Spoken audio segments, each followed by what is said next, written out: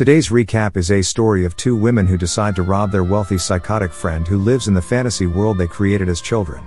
Petula and Tilda are young artists in New York who make a living as drug dealers. After losing their stash and money while barely escaping the police, they are given 2 days to repay their supplier. They take the train to run away to a safe place. Petula is asked to show her train tickets, and since she doesn't have one, she offers the train conductor to make his fantasies come true in return for his silence. The two connect with Daphne, a wealthy unstable childhood friend who lives alone in a remote rural mansion, hoping to find a safe in her house full of money. The girls rekindle an intricate fantasy game they played as children, one in which Tilda assumes the role of a young girl, Daphne as her mother, and Petula is a visiting doctor.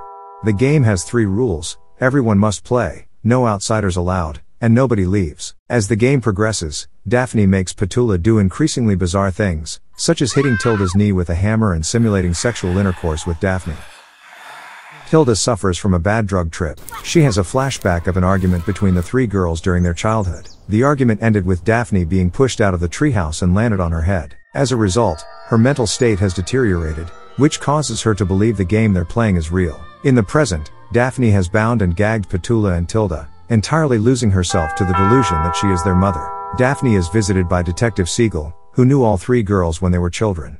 Siegel claims that her neighbors have reported hearing screams from her home. Though Daphne's odd behavior makes him suspicious, he leaves after she reminds him that he doesn't have a search warrant.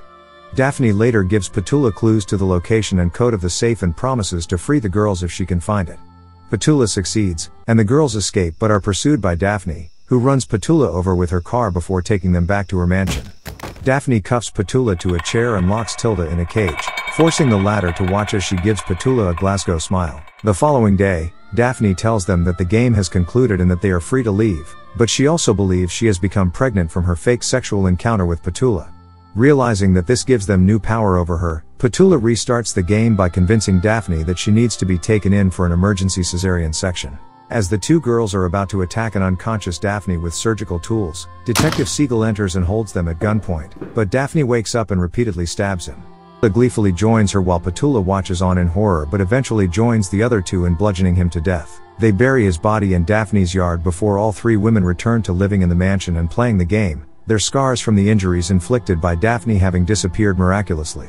As Petula grows increasingly wary of her surroundings, it is revealed that the entire movie takes place within Daphne's mansion. Every event that occurred until this point was only a part of the game, which Tilda is in on, and Petula has tried to escape several times, only to be punished each time by having her arms burned. All 3 women commit suicide. Though this is later revealed to be staged when the game starts new. The movie ends by showing Daphne as an older woman in a withering house, revealing that they have been playing the game for several years.